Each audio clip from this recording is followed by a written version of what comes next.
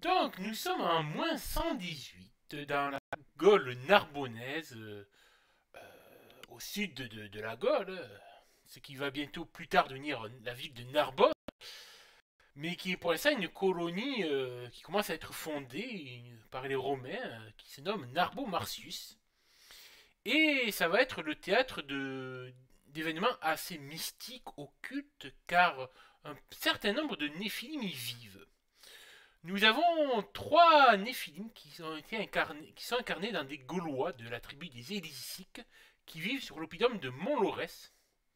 Donc ces trois Néphilim, nous allons commencer par tout honneur, tout beau seigneur, Sucélos, notre satyre qui est un Faérim, un Néphilim de la terre. Nous avons Atax, qui est donc un sirène, un Néphilim de l'eau. Et nous avons notre premier joueur, donc Drat, l'Onirim. Est-ce que tu peux un peu rappeler comment tu t'es réincarné, Drat, dans ce corps humain? C'est ta première réincarnation depuis la chute de Je me suis l'Atlantide. réincarné en druidesse qui s'appelle Nonomé, qui est issue de la tribu qui vit à côté de Narbonne, dans un petit village, je ne me souviens plus exactement le nom. L'oppidum de Mont-Laurès. L'oppidum de Mont-Laurès, et qui a quelques contacts dans la ville, enfin dans les Romains, en fait, les Romains qui sont en train de s'établir. Bien justement, dans ces nouveaux colons romains qui ont débarqué, il y a trois individus. Il y a tout d'abord la plus riche, la plus célèbre, Lydie, qui est une sirène, qui va nous représenter un petit peu le simulacre dans lequel elle s'est incarnée. Mais... Comment? Donc oui, au fond de l'océan, les sirènes des fois captent très mal. Donc je disais, Lydie, Non, mais j'ai remis mon vieux casque, c'est pour ça, et c'est pas le top, quoi. Eh bien, peux-tu nous présenter un peu, Lydie, ton simulacre à cette période de moins 118? Simulacre, c'est donc Dame Atia Arvina Rogatulus, donc qui est l'épouse du légat Rogatulus, donc qui est un légat parti actuellement en campagne militaire pour étendre les territoires de la République romaine. Et en tant que, elle s'est donc installée avec son mari en la ville de Narbonis, enfin là où on est. Et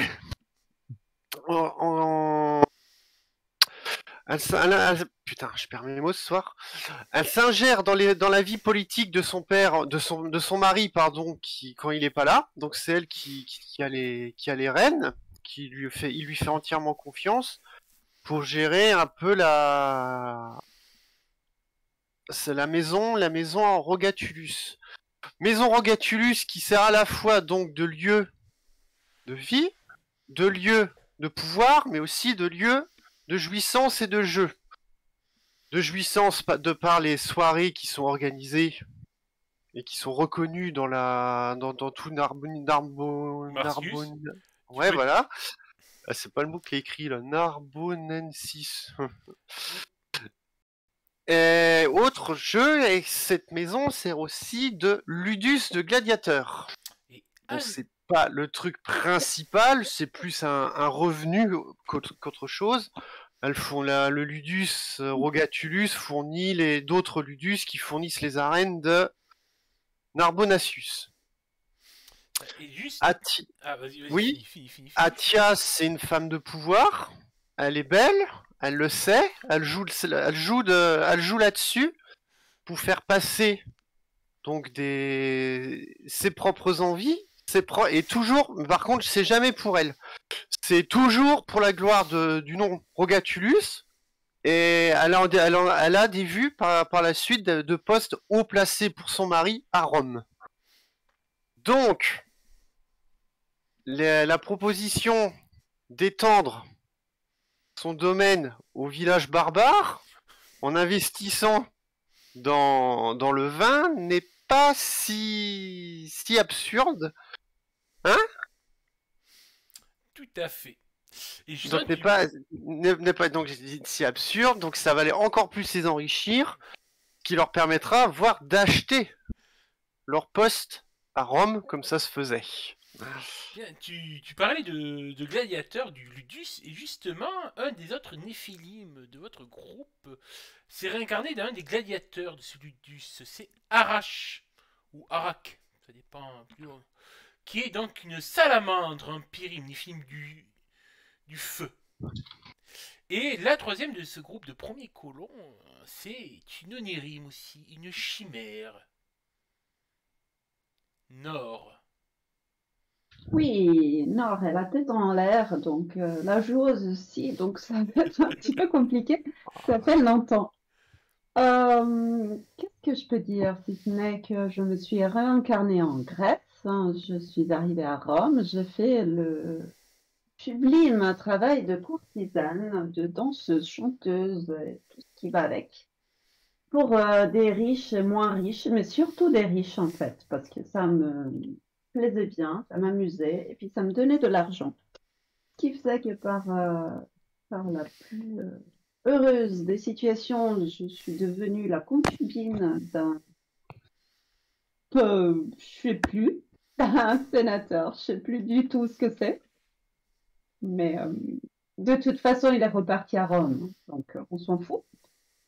Et bon, il m'entretient, il me fait pas chier, ce qui est tout à fait bien, parce que je peux comme ça m'occuper de mes affaires et danser, chanter, et surtout essayer de comprendre où est ce nexus qui me fait bien envie pour comprendre qu'est-ce qu'on peut faire avec cette ville en pleine naissance. Ouais, en tout cas, je vois qu'il y a quand même deux Néphilim qui seraient quand même très vénales. C'est pas dans l'argent et le pouvoir qu'on trouve la sapience, normalement. Hein. Ouais, mais bon, la tranquillité, la possibilité de rêver tranquillement, oui. Eh bien, depuis que ce groupe de Néphilim est arrivé, c'est vrai qu'il y a une certaine tension avec le premier groupe qui est plus pro-gaulois, tandis que le second est plus pro. Mais c'est justement pour cela qu'un Néphilim très puissant, du nom de Jupiter, qui s'est fait aussi connaître en son temps comme Zeus, a décidé d'envoyer un trio de trois autres Néphilim pour régler un petit peu tout cela. Car Jupiter, vous savez qu'il a des plans pour cette colonie de Narbomarcius. D'un premier temps, sur un niveau plus que régional, il a prévu de construire des grandes routes, des vias, dont la Via Domitia qui devrait relier Rome à la pointe ibérique espagnole. Et en réalité, ces Via Domitia et autres Via, vous savez que leur but aussi est de relier différents nexus et plexus pour faire une sorte de toile de réseau de champs magiques. Ce qui motive du coup beaucoup de Néphilim à se rendre dans ces régions pour commencer à prospecter et trouver différents nexus. Et ce trio de Néphilim que Jupiter a décidé d'envoyer pour un peu calmer la situation, il est particulier car ce sont trois éolimes. Il y en a deux, notamment qui sont un peu toujours à se prendre le bec. Marina, qui est une sylphe, et Cersus, qui est un séphir. Mais heureusement qu'on peut compter sur le troisième éolime, qui est, je me souviens plus si tu es un Néphrite ou Engine, mais je crois que tu es un Néphrite. Ou Engine, Oui, ouais. je suis un Néphrite. Et qui est donc Alpharite. Tout à fait. Donc, Alpharite, c'est pas. Il s'est déjà réincarné après la chute de l'Atlantide. Il a vécu quelque temps en Égypte antique, à l'époque d'Akhénaton. Il est revenu, donc, il a trouvé en fait un nouveau corps donc à l'époque gallo-romaine. Il est actuellement un certain Marcus Paulinus. Donc Marcus Paulinus, c'est un homme, un légionnaire, plus spécifiquement d'ailleurs un décurion. Donc un légionnaire qui a une dizaine de personnes sous ses ordres. Et il a été donc effectivement envoyé ici par Jupiter pour accompagner Marinas et Cersus, servir un petit peu de tampon entre les deux.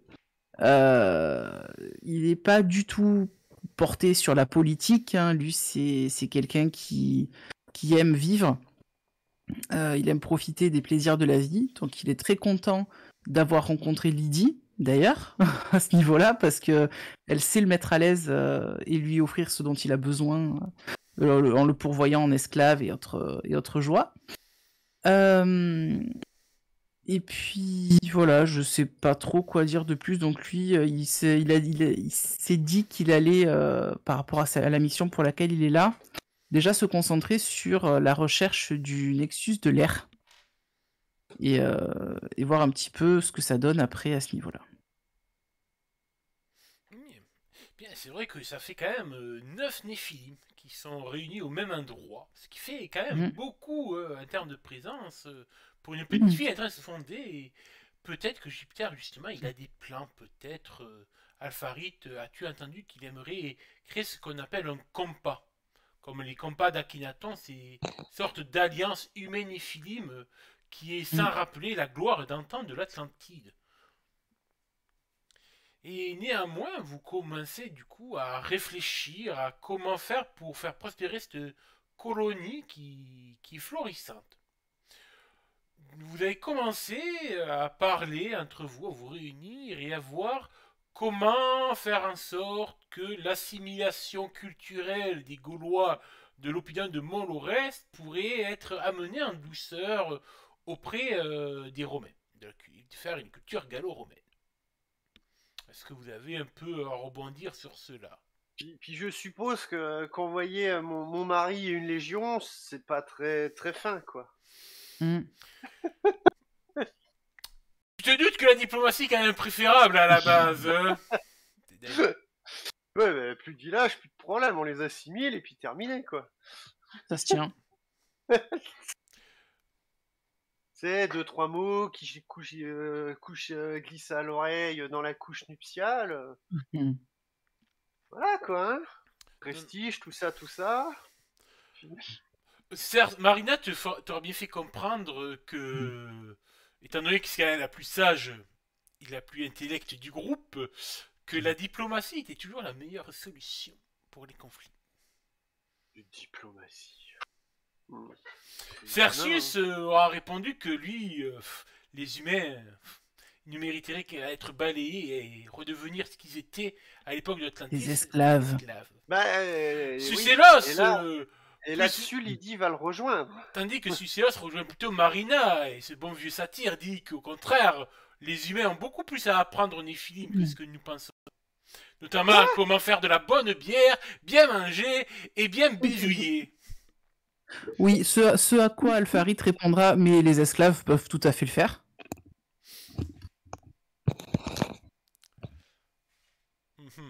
Tu vois que là... Il faut pas déconner quand même, hein. Ils ont pas besoin d'être libres pour faire ça. Exactement. C'est pas faux. De toute façon, ils sont amusants, qu'ils soient en esclaves, qu'ils soient en être humain libre. Et c'est vrai que c'est vrai que dans ce groupe de Néphilim que vous formez, il y a quand même deux axes de philosophie, ceux qui sont on va dire, un peu pro-humains comme pu l'être Prométhée, sans tomber dans son extrême. Je vous rappelle que Prométhée a appris aux hommes à forger des armes en oricalque. Je pense que vous faites ce salaud là. Le traître. Mais dans l'optique de apporter le savoir aux humains et tout, tandis qu'il y en a qui sont quand même du moins pro Cercius, comme j'ai envie de dire, qui sont prêts à préférer voir les humains pour ce qu'ils sont, des esclaves juste porteurs de casse-soleil. Et justement, Nonoé, Drat du moins plutôt. Comment tu te positionnes toi sur ces deux courants de pensée? Moi, je pense que de toute façon, c'est un fait, ils sont plus nombreux que nous. Et que, si je me rappelle bien, même sous les Égyptiens, on parlait d'esclaves, mais il y a aussi beaucoup de révoltes, il me semble. Donc, il faut faire de ce mal un bien. Donc, oui, il faut nous en servir, mais ils peuvent aussi nous servir. Et donc, il faut qu'ils puissent nous aider à mener nos quêtes spirituelles, on va dire, qu'ils puissent nous servir à mener nos quêtes spirituelles, mais aussi pouvoir cohabiter avec eux afin qu'ils nous embêtent le moins dans ces quêtes. Intéressant.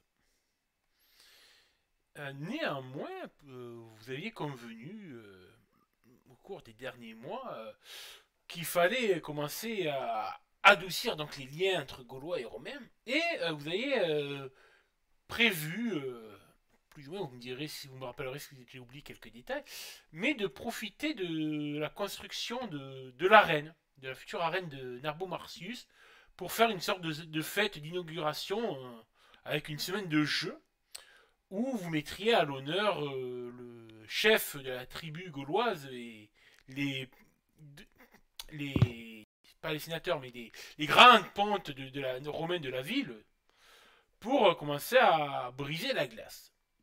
Alors, je vous rappelle que les images que vous avez là, on est à 118, peut-être 5 années sont, on va dire, écoulées, le temps que l'arène a été construite. Donc là, faut dire que voilà, il n'y a pas encore tout de construit par rapport aux images. Là, c'était vraiment Narbo-Martius, comme les historiens l'imaginent à sa grandeur à l'époque. Je vois qu'il y en a une qui se balade sur la carte. Hein. Donc, on va dire que depuis la dernière fois où vous avez commencé à réfléchir à comment organiser tout cela et tout, 5 années se sont passées. 5 années pour des films séries. Pour des êtres qui vivent des millions d'années, des milliers d'années plutôt. 5 années se sont passées, 5 années qui ont suffi pour construire la petite arène de Narbo-Martius. Moi, j'ai une question méta pour toi. Ouais, oula. Je me suis posé la question, je ne sais plus quand, quand même, on y a 1 mois et demi de non-jeu, donc quand même. Est-ce que un simulacre peut tomber enceinte? Ah oui, alors c'est le cas, oui. Alors, a priori, oui, ça, tomber enceinte. j'avais demandé à la Saint-Ia, à Kylian, qui se connaît beaucoup mieux. Il n'y a vraiment pas trop d'informations sur ça dans le lore officiel de mémoire. Pour Kylian, c'est compliqué parce que ça veut dire que déjà que vous devez cohabiter avec le cas-soleil du simulacre que vous occupez, même si du coup l'être humain, sa psyché est enfermée dans les oubliettes de son subconscient. Si tu tombes enceinte, ça veut dire que tu as un deuxième cas-soleil qui se crée dans ton propre corps. Ça peut être très douloureux pour le néphilim ou comme très bien se passer. Mais ça, c'est vrai que on le découvrira, nous, en tant que joueurs et maîtres du jeu, car on sait qu'en 2024, il y en a une de vous qui va connaître les joies de la grossesse. Je me demandais si, compte tenu de certaines activités de certains d'entre nous, dans les 5 ans, ils auraient pu éventuellement... À vous de voir. Après, je considère que, voilà, vu que vous êtes des créatures magiques, est-ce que vos champs magiques, votre pentacle n'écrase pas et tue d'un œuf le cas-soleil qui naît du fœtus? Ou est-ce qu'au contraire, il se développe s'il est assez puissant pour ça? À vous de me dire, justement. Ben, bonne question, et ben, je te laisse rebondir. Quelle est ta vision? Non. Moi, non. C'est à mes frères Néphilim que je pose la question. Est-ce que votre simulacre... Alors, Marcus Polinus pour Alpharid, je pense pas qu'il puisse tomber. Je vais avoir du mal à tomber enceinte. Disons que si je tombe enceinte, c'est qu'il y a un petit truc bizarre. Pour ça, certains autres. Certaines, dans ce cas. Certaines. Non. Non. Non. Faut pas déconner. Je suis désolée, j'ai d'autres choses à faire que de tomber enceinte. Bah, vous parliez d'avoir des esclaves. Regardez, vous pouvez fabriquer vos propres esclaves. Après, c'est pas tout le temps voulu. Hein. Oui, mais après, tu as toujours des façons, même à l'époque, tu avais toujours certaines plantes qui te permettaient d'avorter en cas de besoin, ou tu avais toujours le bout de bois, à défaut d'avoir un cintre, pour pouvoir, c'est dégueulasse, mais pour pouvoir avorter, quoi. Non, mais c'est crade. Ouais, totalement. La faiseuse d'ange. Oui, c'est crade. Ça, même les barbares gaulois, je suis pas sûr que ça... Non, par contre, vraiment, il y avait des plantes, des espèces de plantes médicinales à l'époque qui permettaient d'avorter. Oui, pas de souci pour ça. C'est rare, mais ça arrivait. Puis ne serait-ce que vous, en tant que néphilim, une petite pression de cas de votre pentacle sur le fœtus, vous pouvez sûrement, si vous avez sûrement. Éteindre cette petite flamèche de cas-soleil. Exactement. Voilà. À l'origine. Eh ben moi, 5 ans, à part si le MJ est opposé, le village gaulois, dont j'ai encore oublié le nom, Narsulus, Mobilus... Montlorès, s'est développé sous l'impulsion du commerce viticole. Effectivement, dans un premier temps, les caravanes commerciales venant de la ville proche s'y arrêtaient pour faire halte, et nous avons décidé avec le chef du village de mettre en place une fête du vin. À 2 moments dans l'année, un juste avant le début de la saison des vendanges et un juste après la fin de la saison des vendanges, qui permettait aux notables peut-être romains de connaître notre production et surtout de l'invention géniale que mes compatriotes simulacres ont inventé ce fameux tonneau de bois fait avec du bois de chêne qui permet de faire vieillir le vin et lui donner un goût que vous ne trouvez nulle part ailleurs. Et les notables de Narbonne s'y sont frottés et s'y sont piqués. Ils ont adoré ce vin qui est complètement différent du vin romain connu. Et le commerce a commencé à s'agrandir, à prendre sa place dans le village. Les familles notables, c'est-à-dire le chef, ma famille sûrement, mais aussi les familles des vignerons ont commencé à prendre plus d'importance, donc ont développé leur domaine.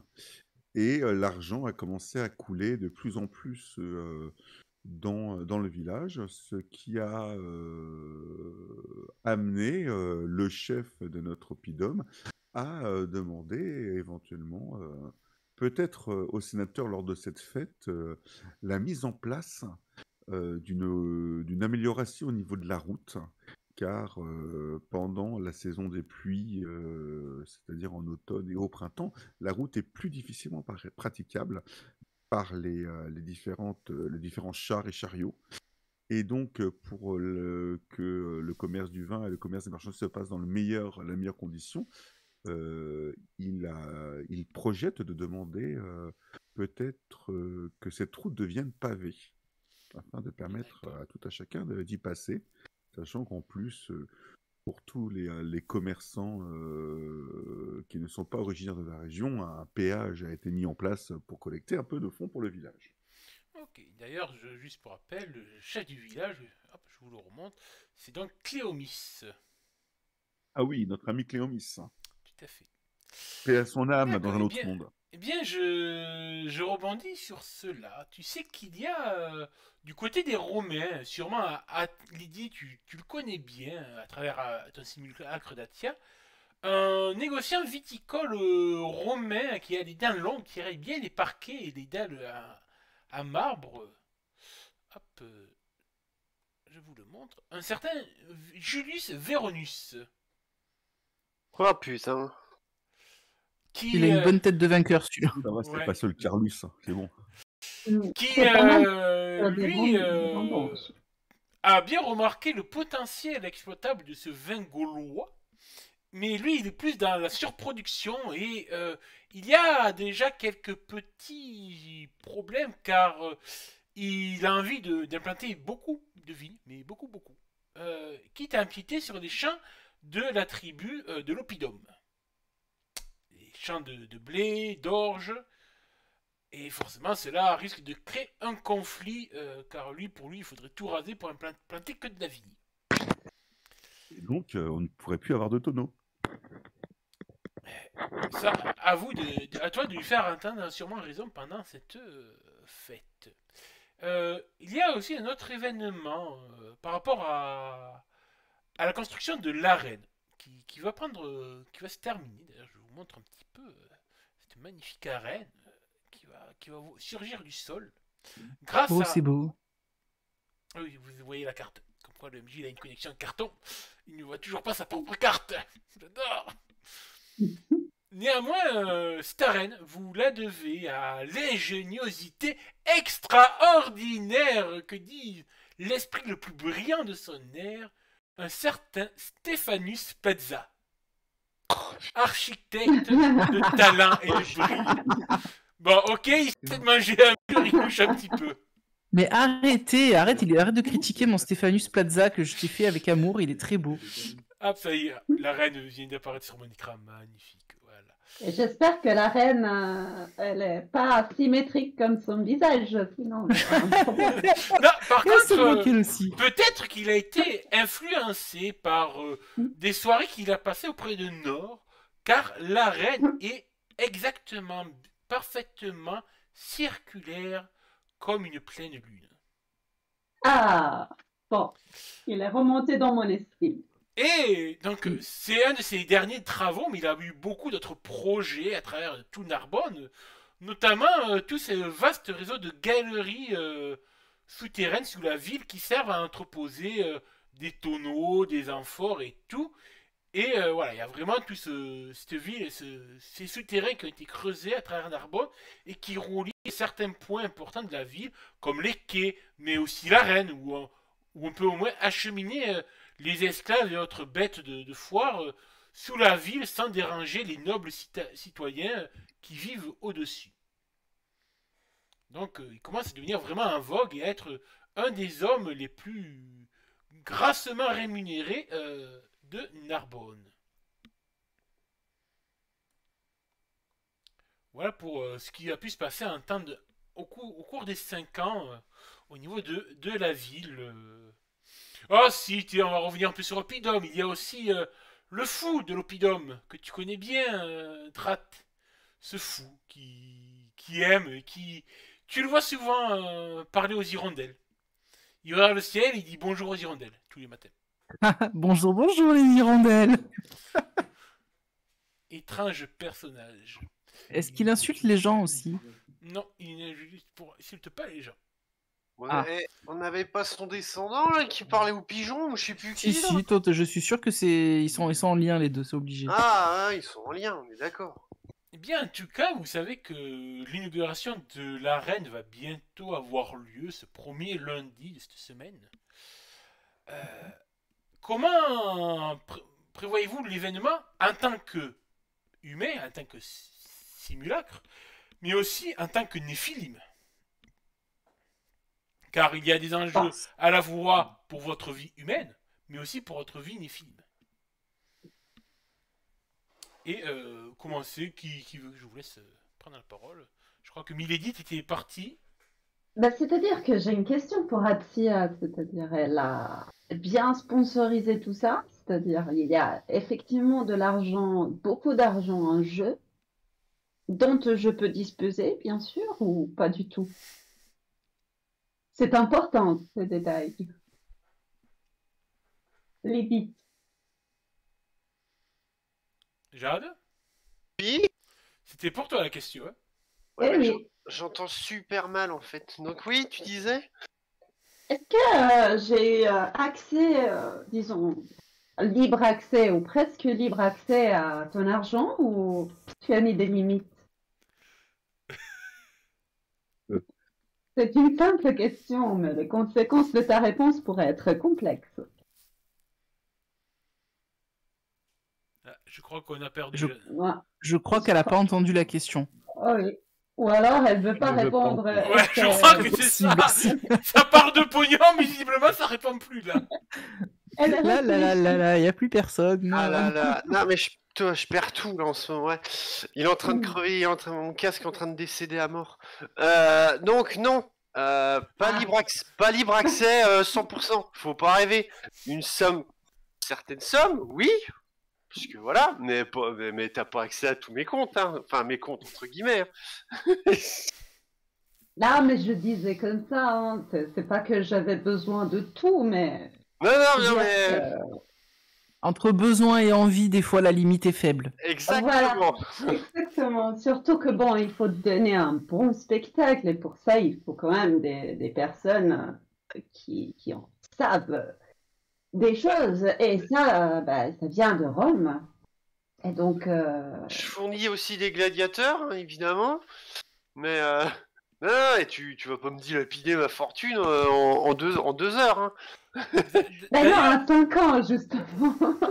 Petit à petit. Tu sais, Jade, tu peux dans le chat me faire un petit /R 1 des 3 s'il te plaît. Dans le chat /R, qu'est-ce que ça veut dire encore Bah, sur tu me lances un des 3, tu fais /R. Ah, voilà. Oui, putain, allez. Faut que tu nous installes Dice. Ouais, il faut que j'y pense. Mais à chaque fois, j'oublie de te demander le nom exact du module. Tu veux que je te l'écrive? Ouais, écris-moi-le sur le Discord. 3. Ah, mais tant pis, c'est dommage. Hein. Donc, tu es actuellement la 3e plus grosse fortune de Narbo Marsus. T'as loupé l'occasion d'être la première. Bah, c'est-à-dire que, voilà, c'est comme ça Donc, quand on essaye pas de dépenser Attends, assez. et moi, je vais voir qui va être le premier, du coup. Spoiler, c'est pas moi. Non. C'est Sucellus, mais entendu. Mais Cersus, peut-être. Donc, non, Cersus n'est que Peut-être. deuxième. Cersus n'est que deuxième. Justement, C'est la première... Stéphanus Plaza. Non, la première fortune de Narbonne, c'est donc Julius Veronus. Ce négociant viticole. D'accord. Ok. Il va falloir se le faire, les gens. Bah ouais. Donc, voilà, désolé Lydie, mais Se le faire dans quel sens? Tu me fais peur. Et apprendre un peu, on ne saurait déjà mieux le connaître. Quelles sont les informations sur ce jeune homme, sur cette personne dont vous disposez au niveau romain? Moi, Mhm. j'ai assez peu de connaissances sur lui, mais qui est-il? Que fait-il? Quel est son entourage? Je pense que c'est une mission parfaite pour Nord, ça. Je pense que je peux me le faire dans tous les sens pour répondre à ta question. En tout Exactement ce à quoi je pensais. Moi, je pensais cas, ce juste, qui est important. On est sur la même longueur d'onde, c'est bien. moi, je pensais juste à une élimination discrète, quoi. Mais pourquoi l'éliminer quand on peut l'avoir dans notre poche? Voilà. C'est quoi? C'est le moyen. Oui, je vous rappelle que Drat, ça reste un ophidier. Hein. Donc, tout ce qui est surnoiserie de serpent... On peut l'apprivoiser. On ne doit pas l'oxyre, pas tout de suite. Ça dépend. Ça dépend. Si tu récupères sa fortune. Alors, on va commencer avec la célèbre marié? diplomatie dont on parlait avant. Est-il marié? Ah, ça c'est un détail important. Eh bien, justement, Enfin. ça peut être intéressant. Alors. Il n'est peut-être pas marié. Sa femme est morte... étrangement morte lorsque la galère qu'il a menée jusqu'à Narbo Marsus a coulé dans l'océan. Alors que la mer était calme. Après, je suis désolé, j'ai envie de dire, on est à Rome à l'époque de l'Antiquité. Vu les mœurs qui avaient cours à cette époque-là, marié ou pas, voilà quoi. Ben, justement, il y a quand même ces rumeurs que sa femme était La très... seule importance, c'est que du coup, Nord pourra se marier avec lui. Mais il y a peut-être ces rumeurs qu'en fait, qui disent que sa fortune lui vient de sa femme, et que c'est quand même étrange qu'elle soit morte d'une galère, alors qu'il n'y avait pas de tempête sur la mer Méditerranée, sur le Mare Nostrum, alors qu'elle arrivait sur Narbonne. Ah, oui, disons que tu en viens à ce que je voulais. Si Nord arrive à en faire son valet, elle pourra peut-être s'en débarrasser plus tard pour obtenir sa fortune. C'est-à-dire qu'à ce qui paraît, il a assez d'expérience dans la matière, mais on va essayer de l'apprivoiser si ce n'est pas possible de son vivant. Bon, j'ai juste une petite réflexion à faire là-dessus. Nord, tu es une esclave, c'est ça? Je l'étais. Je ne le suis plus. Voilà. D'accord, ok. Donc à ce moment-là, ça pose pas de problème pour le mariage chez eux. Non, je suis concubine de quelqu'un, mais bon, en même temps, il n'est pas là. Il a déjà une femme. Ce n'est pas un problème. Si tu veux, je peux faire en sorte qu'il apprécie beaucoup plus ta compagnie, ou du moins qu'il accepte beaucoup plus facilement une proposition que tu lui feras. Intéressant. Donc, si tu peux te charger de peut-être le rendre plus docile, je peux lui soumettre l'idée que tu as beaucoup de prétendants et que s'il veut te garder pour lui, il faudrait peut-être qu'il te propose épousailles. L'idée venant de lui, elle sera pas remise en cause. Tu veux user de magie? Non, je ne me permettrai pas. Ben voyons. Non, absolument pas. C'est pas nécessaire. La magie. Non, parce que justement, je regarde tes sorts que tu avais pour aller dans ça, à part peut-être non du périllinaire, mais je sais même pas si tu peux l'utiliser pour faire ça. Mais si. J'ai lu, monsieur. Le mage provoque un doute concernant une certitude. Donc, s'il veut pas t'épouser, donne son interlocuteur, donc que ce soit moi qui agisse. Le trouble que ce changement provoque sur la cible accorde 3 degrés de bonus sur un test d'action qui vise à manipuler donc la cible. Le sort ne peut rien contre les fanatiques. Donc, c'est pas un fanatique. Non.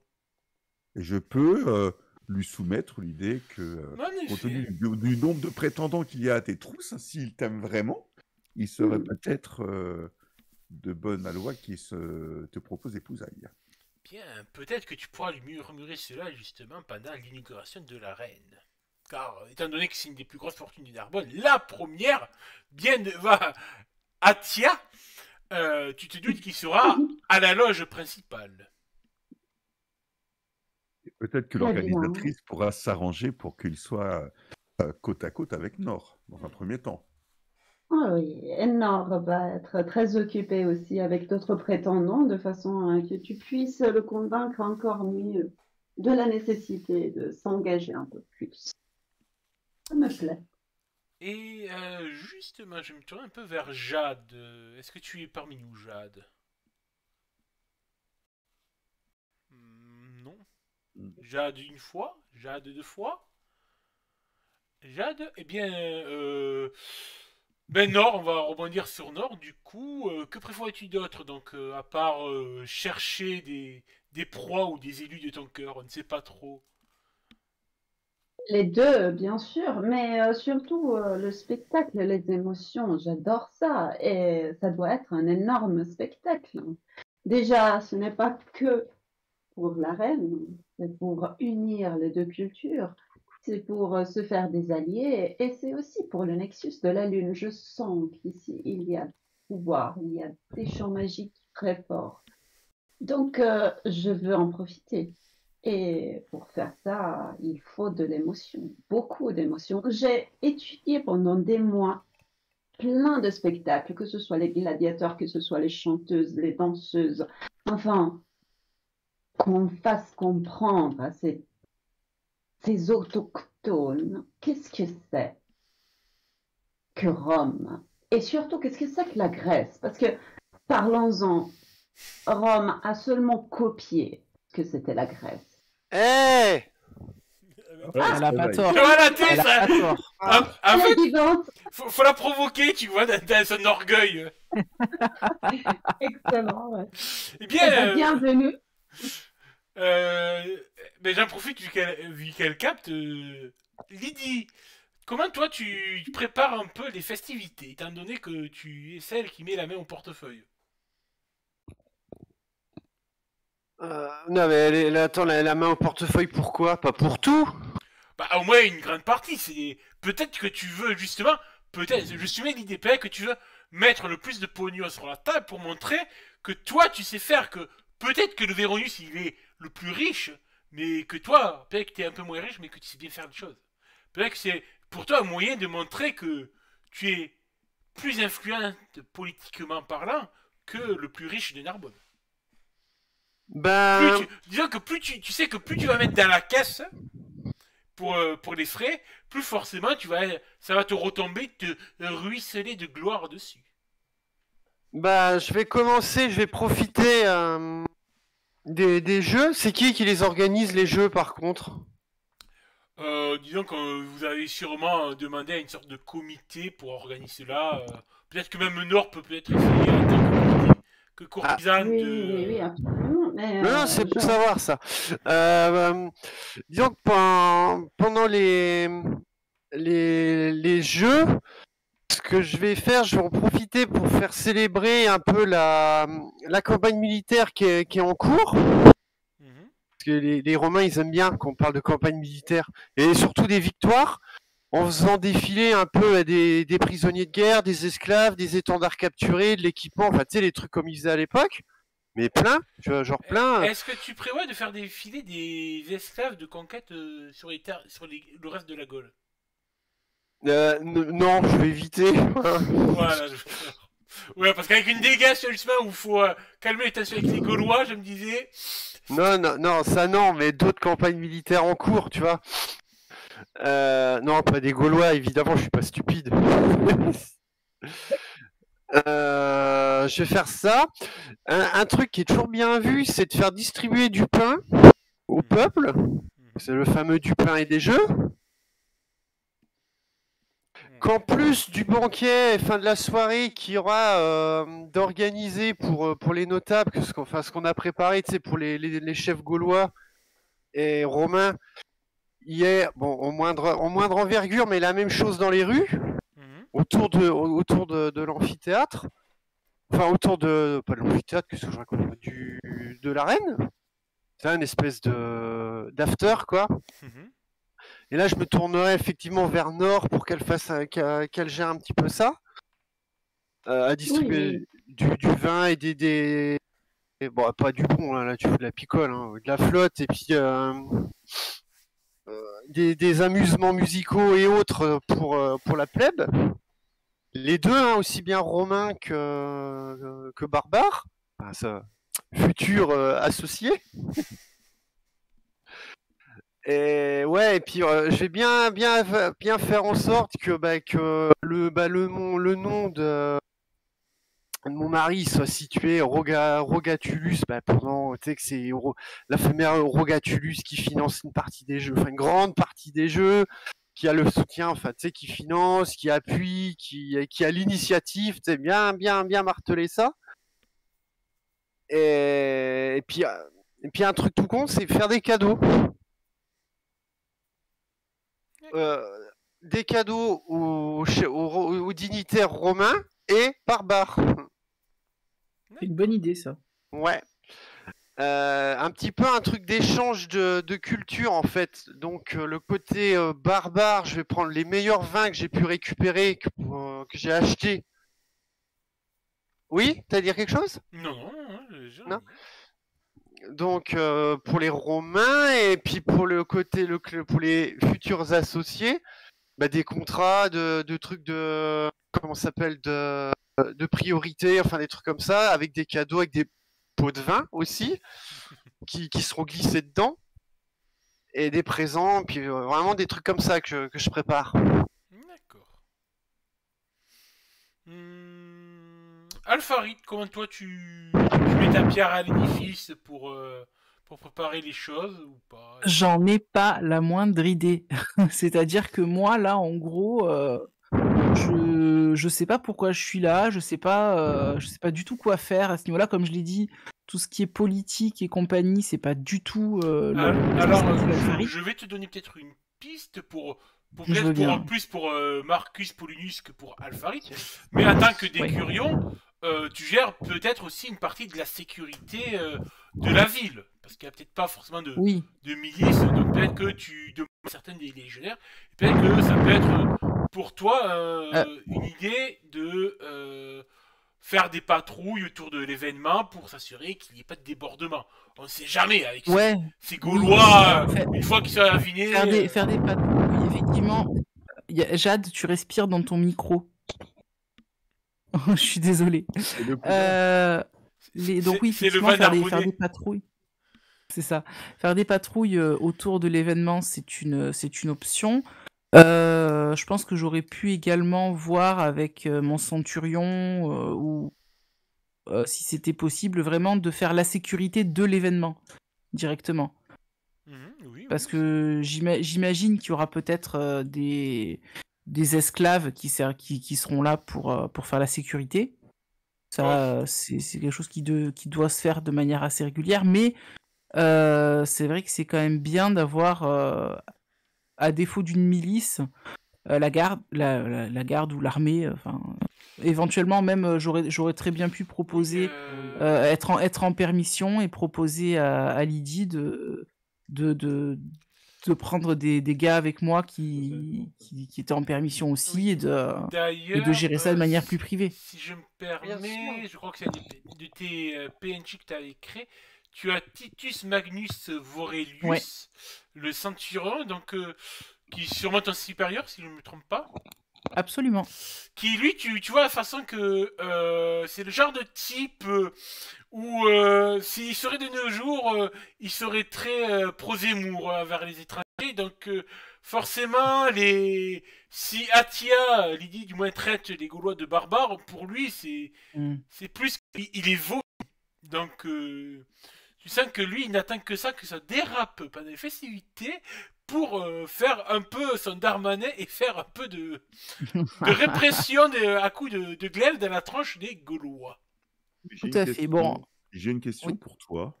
Alors, je pense Oui. qu'on y réfléchit tous avant, hein, on se prépare un petit peu oui, avant. bien sûr. Qui prend la suite s'il vient à décéder? Ah, c'est une bonne question. Ou alors Je à sais. être victime d'une malencontreuse empoisonnement? Le ceinturon, tu veux dire? Ou d'un triste accident, je sais pas. Oui, Alors, le centurion. de mémoire, tu as le- aussi un autre décurion qui est avec toi, Oui, Cartus Appius Lupus. Donc à toi de voir C'est si ça. ce Cartus, en tant que vu que vous avez le même grade, peut être une sorte d'opposant pour toi dans cette prise de alors potentiel. je pense pas qu'il soit un opposant parce que j'ai plus d'expérience que lui. Marcus est plus âgé, donc il y a de très fortes. Puis bon, Marcus a quand même pas mal de hauts faits militaires à son actif. C'est pour ça qu'il est décurion d'ailleurs déjà et pas simple légionnaire. Donc il y a de fortes chances que ça soit Marcus Paulinus qui prenne la suite en tant que centurion, qui soit promu plutôt que Cartus. Et alors, moi, j'ai encore deux questions. Est-ce que notre ami sénateur Romain a-t-il le pouvoir pour nommer notre décurion centurion en cas de vacances de poste? Sarcius? Oui. Oui, tu sais qu'il pourrait faire jouer son titre de sénateur pour ça. Il y a sûrement moyen, puis tu sais que à la capitale, il est très influent. D'accord. Et le dernier point, est-ce que il serait envisageable que nous trouvions quelques bêtes sauvages à montrer pendant ces jeux et que notre ami Centurion, sur un élan de testostérone sous les yeux, peut en affronter une et se fasse honteusement dégommer? Ah ça, je suis pas sûr qu'il Ouais, là, prenne le ça dessus me... pour ça. Qu'il aille Après- descendre dans l'arène pour ça, c'est pas digne d'un centurion de jouer Non, d'exciter la par plèbe. contre, il y a un truc. Tu me dis, Jérôme, enfin, je suis loin d'être une experte après dans tout ce qui est antiquité, mais je me dis, admettons que on ait donc Titus Magnus Aurelius qui soit à couteau tiré avec les Gaulois, et à en découdre s'il y en a un qui le regarde de travers. Ouais. Admettons que il y en ait un qui lui fasse une remarque et que il pète un câble pour une raison X ou Y, et que il fasse en quelque sorte capoter ou presque capoter la diplomatie entre les Gaulois et les Romains.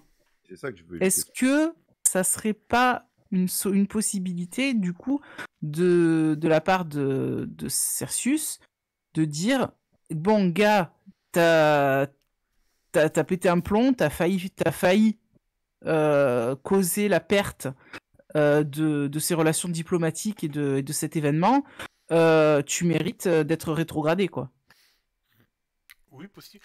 D'ailleurs, tu sais qu'au niveau vous pouvez savoir tous, de toute façon, qu'au niveau des guerriers gaulois, ceux qui gèrent les guerriers gaulois de l'Oppidum, c'est ce brave Cicélos. Hein. Cicélos est incarné dans le simulacre du chef des guerriers de l'Oppidum.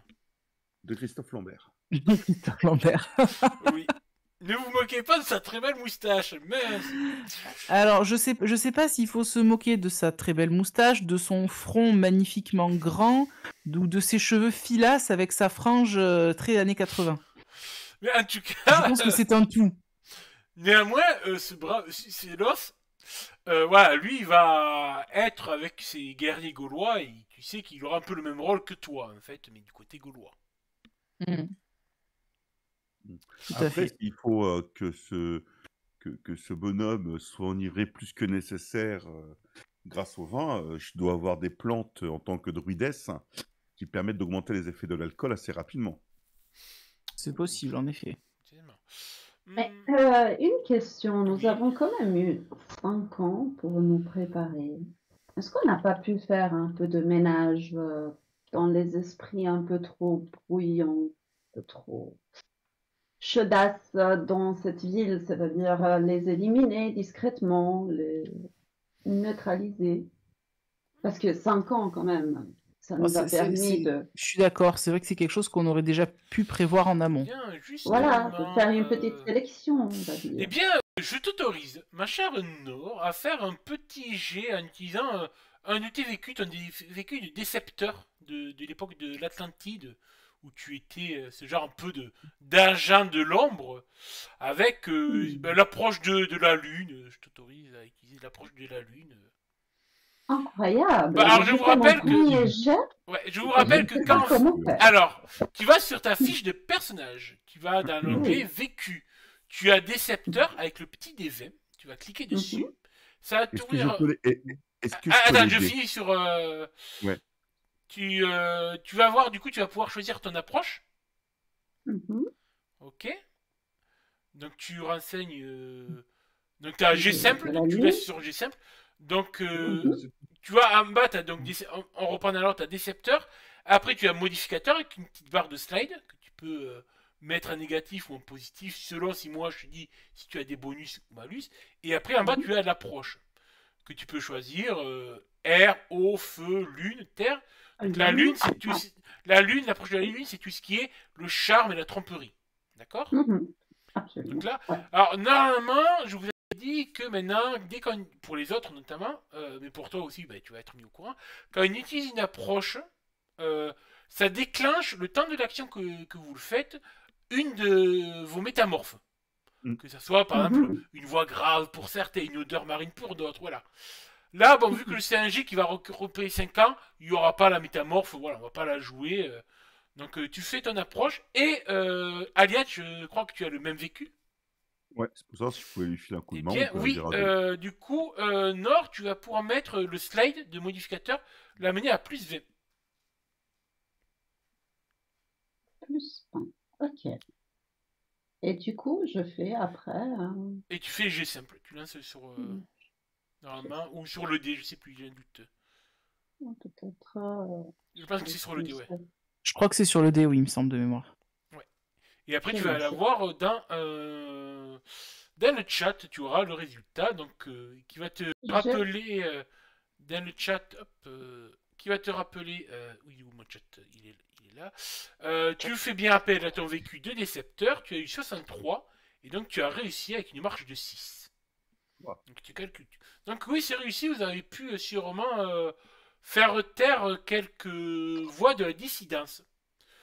Que ça soit grâce à Nord ou du côté des Romains, peut-être des marchands ou des futurs des marchands qui commençaient à attirer la gueule, et aussi du côté gaulois grâce à Drat qui a peut-être pu faire glisser sur quelques cailloux en bas de l'oppidum Quelques conservateurs, hein. voilà. Quelques conservateurs qui seront morts malgré les soins que je leur ai apportés lors d'une maladie hivernale. C'est triste. Ils étaient plutôt Ouais, d'ailleurs jeunes. Enfin, ils étaient plutôt d'ailleurs vieux, donc ça n'a étonné personne.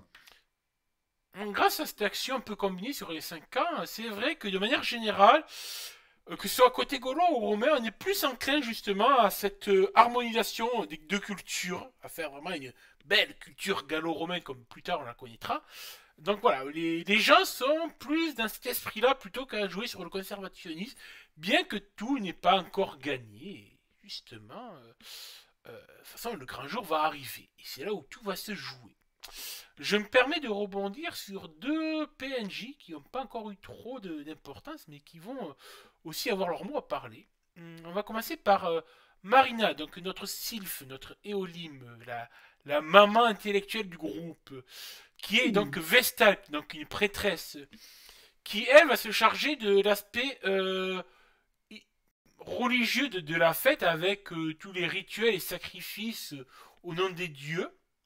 Et elle va se diriger vers toi, Drat, étant donné que toi aussi tu es après tout une figure religieuse chez les Gaulois en tant que druidesse, pour faire une sorte de rituel de sacrifice commun pour montrer que les deux cultures, à travers leurs religions, peuvent aussi s'harmoniser. Je pense qu'on a peut-être essayé de trouver à travers nos mythologies propres des dieux qui se correspondaient. Peut-être histoire de commencer un peu la fusion entre la religion, enfin les cultures celtiques et gauloises et les cultures romaines. Donc on a peut-être axé sur le dieu de la fête ou le dieu des jeux. Donc c'est peut-être été Bacchus Ouais. pour les Romains.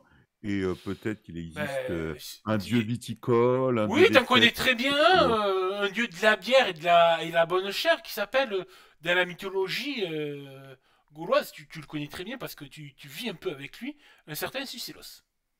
Oui, parce que Bah, tu sais que Sucélos, à une époque, s'est fait passer pour le dieu éponyme, le dieu de la bière. Non, mais Suslos est spécialisé en bière. Moi, je cherche quelqu'un spécialisé en vin. Oui, bah après, il sait faire aussi du vin et tout, Voilà. tout ce Donc, qui se boit. donc on a trouvé des correspondances entre nos dieux. On a préparé ça auparavant.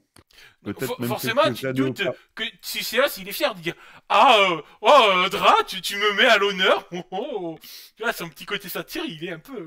Il est content. Donc, on a arrangé les mythologies des deux panthéons au fur et à mesure des années pour insinuer dans les deux panthéons des événements rapprochant les deux dieux. Donc en gros, par exemple, si Bacchus a remporté un exploit par rapport à une bête spécifique dans un combat spécifique, le dieu gaulois a eu ce même combat avec une autre bête, mais on a développé des points similaires tout au long de ces 5 ans, qui fait que lorsque la fête est proposée, déjà chez les Gaulois, mais aussi chez les Romains, le travail de sape qu'on a fait auparavant fait qu'en sorte les cultes se correspondent. D'accord. Bah, justement, j'ai une petite idée un peu cocasse. Justement, avec Marina, vous avez prévu du coup, pour l'aspect religieux, que avec les festivités dans l'arène, il y aurait une sorte de cortège qui passerait comme ça au centre de l'arène, tu vois, pour faire le tour devant les gradins, qui représenterait justement une bacchanale, tu vois, avec Bacchus, en tête de cortège, avec des esclaves très faiblement vêtus, quelques animaux exotiques, pour célébrer, tu sais, le cortège de Dionysos et de Bacchus quand ils allaient de ville en ville apporter la fête. Et forcément, il y en a un qui a voulu se mettre en avant. Et notre bon Sucélos est bien d'accord pour jouer le rôle de Bacchus et parader fier comme un mâle. Comment il se la pète, quoi. On va déguiser Sucélos en une sorte de représentation humaine des deux dieux. C'est-à-dire qu'il portera... les attributs des deux. Il ne portera pas, hein, ça c'est aussi autre chose, des atouts des deux dieux. Alors, Ce qui fait que chaque culture pourra se reconnaître en Sucélos. Alors, de mémoire, Bacchus, t'avais la couronne de vigne qu'il portait. Oui. Et Sucélos, c'était le dieu de la bière, mais aussi connu pour le bon frappeur ou le grand frappeur, parce qu'il avait une grosse masse de guerre, ou un gros marteau, je crois, qui était un peu son attribut divin. Donc il va. Il compensait quelque chose, Alexandre Martin. Il y a Nord qui éclate de rire. Son attribut, il l'appelle marteau. Putain. Alors, très exactement, c'était un maillet. Je suis en train de lire le truc. Donc ça, son attribut, un maillet pour les tonneaux. Ou un bragmar, ça dépend, hein. Ça reste un satire. D'ailleurs, il est très porté. Il dit ah mais il y a le dieu Pan aussi dans le culte romain grec. On pourrait rajouter Pan. Il est bien. C'est un bon satire, Pan. Juste pousser à poil, qu'est-ce qu'il ferait pas lui, hein. Moi, je propose en plus pour marquer la richesse de l'organisatrice. Bon, quand même, elle a un pouvoir et une certaine richesse, que des coupes de mets un petit peu, on va dire, exotiques, soit aux 4 coins, en fait, du cortège, en fait, on va dire qu'il est un peu comme sur un bouclier, tu sais, mais porté par plusieurs esclaves. Tu vois ce que je veux dire? D'accord, oui, ouais. Une grande esplanade autoportée, tu vois. Ouais, un palanquin, quoi. Des Une sorte de esclaves. palanquin. Oui, c'est ça, un chariot, quoi, un chariot d'esclaves. Et donc, on pourrait mettre, je sais pas, on pourrait mettre des épices un peu d'époque. Donc, je sais qu'il y a la cannelle, tu vois, 4-5 épices différentes. Avec aussi peut-être du blé, de la farine gauloise. Peut-être qu'on a commencé aussi à mettre, à faire du lait, du beurre, etc. pour montrer le lien entre la culture romaine et la culture gauloise, mais aussi que l'organisatrice de ces festivités a amené des épices de l'Orient qui sont pratiquement introuvables actuellement. Je viens d'avoir une idée. Une idée. Eh bien, il Moi y aussi, a. tu me laisses à mon idée. J'ai une idée. Ok, j'amène la mienne, tu me dis si ça va Oui. concerner aussi Lydie. Alors justement, en entendant parler des festivités, il y a Julius Veronus qui va se proposer d'avoir entendu ce truc de bacchanal et tout.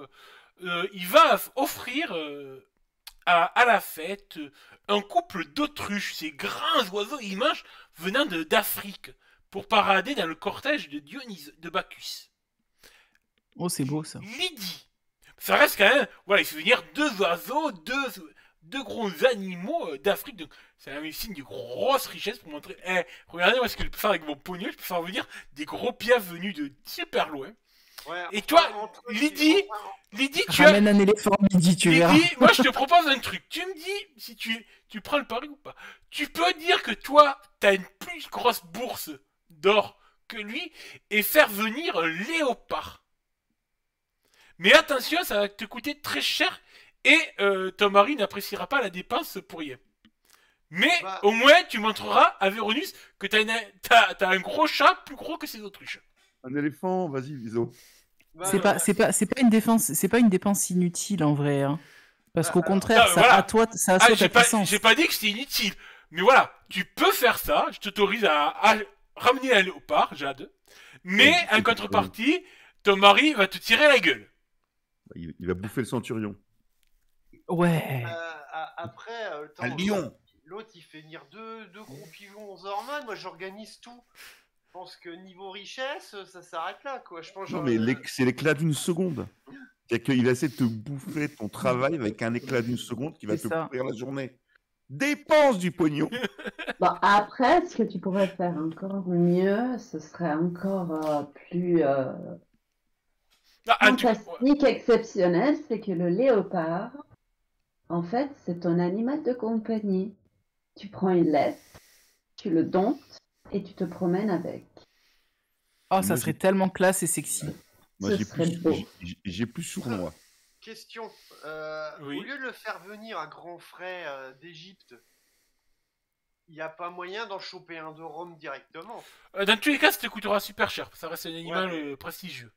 Moi, j'ai un truc assez sournois aussi à proposer. Vas-y, c'est quoi ton truc sournois? Eh ben, en fait, pendant le repas, tu fais servir les beaux œufs qu'ont posés les autruches. Hein, quand même, c'est des œufs un peu particuliers. Et tu serviras 2 grosses volailles. Tu sers des grosses... C'est très bon l'autruche en plus. Oui, 2 grosses belles volailles. Alors, il les a offerts les autruches, hein. Ah ouais, bah justement, ils sont... Il les offre, autant en profiter. Surtout que c'est un mets de qualité. En tout cas, moi la question, moi j'ai besoin de savoir une réponse. Moi, je valide. Du coup, est-ce que tu t'achètes un léopard ou pas alors? Est-ce que tu achètes ou pas ce léopard? Et en faire emprunter Le Cataradine de Rome. Mais ça coûte, dans tous les cas, ça coûtera cher, hein, que tu l'empruntes ou pas. Non, tu vas pas l'emprunter. Non, tu vas le tenir comme animal de compagnie. Tu vas te promener avec dans la ville. Ça va être T'as 5 ans pour économiser dessus et le dresser, ton léopard. Voilà. Tu vas pas te raser les jambes pendant 5 ans, c'est tout. Oh putain. Alors, Jade, léopard ou pas léopard? Fais péter le lion. Léopard, c'est pour les queues. Mais le léopard de mémoire, Léopâtre, c'est le roi des agneaux. Non, parce que le léopard, il me semble que ça a un rôle dans le mythe de Bacchus, si je ne me trompe pas. C'est pour ça que j'ai pensé au léopard. Ouais. Ce sera un léopard avec des cheveux, ça sera un C'est lion. pas celui qui goûte le Oh, savon. le pareil des cheveux. Un léopard avec les cheveux. Du coup, j'ai pas entendu la réponse d'Atia. Est-ce que tu achètes un léopard ou pas alors? On lui fera l'arrêt. Alors, bon, c'est simple, oui ou non, il y a pas. Laisse-moi le temps de réfléchir. Ok, je te laisse. quand même. Ok, ben justement, parce que justement, j'ai une autre question pour toi. Tu vas avoir matin à réfléchir. Tu as notre bon. Alors, je vais venir sur deux autres Néphilim qui n'ont pas encore trop mis leur poids. Donc, bon, celui-là qui a beaucoup d'importance. Ouais. Atax, donc notre chère sirène. Lui, vous voyez qu'il se foule pas trop dans les préparations des festivités. Il en a un peu rien à foutre. Par contre, si, il va quand même faire. Il va tester les servantes et les esclaves, voir si elles font bien leur boulot. Si vous voyez ce que je veux dire. Mais sinon, il va mettre un peu les pieds sous la table. Mais il y a celui-là qui sont un peu son rival au sein de votre fraternité, Arash, qui du coup viendra te voir à Tia et qui te proposera, étant donné qu'il est incarné dans un de tes gladiateurs, de faire justement le clou du spectacle, de faire en sorte qu'il soit dans le combat final dans l'arène, quoi. Ah bah qu'il fasse le primus, ça j'en attendais Voilà. pas moins. Donc, Et oui, justement, tu as entendu que... Contre le léopard. Contre le centurion. Justement, tu sais que Véronus prévoit lui aussi, a fait venir de Capou, un gladiateur réputé pour le primus. Crixus. Ouais, un certain Crixus, ça peut être sympa. Même si je préfère Gallus. Non, je préfère Crixus, Non. largement. Oui, ouais, moi, c'est Ah, petits c'est abdos et tout, là. Bon, après, Ah, c'est pas ça, mieux que Sucélos qui va se balader le Brakmar à l'air, mais bon. Mais en tout cas, voilà, Arak te propose de gagner le primus pour toi. Ah bah ça j'en attendais pas moins de lui, et puis que surtout qu'il retienne pas ses coups et qu'il le défonce complètement l'autre d'en face. Ah, tu sais que ça reste un Néphilim du feu. Les Néphilim du feu sont de très bons guerriers. Bien qu'il soit une salamandre, qu'il soit plus coulant, il sait se battre. Ouais, bah qu'il se fasse bien plaise. De toute façon, un Néphilim contre un humain, à mon avis, y a pas photo, non? Oui, normalement oui. Normalement. Ça dépend, il va me sortir une épée d'oricalque. Ah putain, là on aura l'air con. Là, ça serait vraiment la merde pour le coup. Là on sera dans le cas. Est-ce que vous avez d'autres choses à vouloir aborder avant que le jour J arrive? Alors, moi, ce que je propose quand même, c'est qu'au-delà du cortège, de la cérémonie, et de Bacchus, etc., les Bacchantes, c'est des courtisanes que j'ai fait venir de Rome. C'est mes anciennes compagnonnes d'aventure. Et elles vont se mêler au public. Donc, bien sûr, elles vont commencer avec le cortège, avec Sucélos, etc. Mais par la suite, c'est des Bacchantes. Donc, elles vont amuser le public pendant les fêtes en leur offrant de la compagnie, du vin et des chants, on va dire, et Des d'autres amenities. faveurs, des faveurs. Voilà, des faveurs. Elles vont jouer le rôle des ménades, donc. Exact. Moi, j'aurais préparé en amont, on va dire même l'année précédente, j'aurais préparé divers mélanges d'herbes, soit ingérables, soit fumables, qui annihilent les défenses de certains, que ce soit au niveau du raisonnement ou des choses comme ça. Bref, j'aurais préparé quelques drogues que je pourrais disséminer par-ci et par-là dans les verres, mais aussi peut-être même à faire fumer certains. Tu prévois de tuer des gens sans qu'ils s'en rendent compte, c'est ça? Donne la Non, chiasse à forcément. monsieur, je suis la grande fortune là. Eh oh, non, non, non, non, non, après il va se renfermer dans une chambre toute la soirée, toute la fête, non. C'est pas rentable. Donne-lui la chiasse, mais. C'est pas amusant. Ah, tiens. Non, mais tu sais, la chiasse à retardement, tu sais, le truc qui prévient pas, genre comme ça, elle se déclenche quand il fait un discours. Ah, Et C'est j'aurais salaud, ça. demandé à la maîtresse de maison de me préparer dans la salle donc, de réception un petit coin dans lequel je pourrais fabriquer quelques mélanges Alors, en gros, c'est une sorte de cuisine, hein, plus ou moins, avec de quoi Oui, de toute façon, pilonner, vous avez mélanger, je, faire cuire. je te coupe vite fait pour vous montrer. Sous la carte, de toute façon, vous avez la vue d'en dessous d'un écradin. Donc, tu vois, il y a la cuisine et tout, t'as de quoi faire. Il y a les cages des animaux. Mais on n'a pas une réception dans une salle, un truc comme ça. Ah, ça sera peut-être après la fête d'inauguration de l'arène. D'accord, bah, on fera ça pendant la fête, ouais. Ouais, n'oubliez pas, regardez sous la carte, vous avez la vue de coupe, quoi. Avec les petits trucs qu'il y a autour et tout. Il y a pas mal de latrines. Justement, au cas où tu fais des herbes qui font faire caca, il y a des latrines. Tu constipes. Eh bien, les autres, quelque chose à rajouter, mesdames? Juste, Marcus, de son côté, se réservera la sécurité de la loge principale, dans laquelle il y aura du coup Lydie et certainement les plus grands notables. Voilà, c'est moi qui gère la sécurité pour ça, cette partie-là. Ok.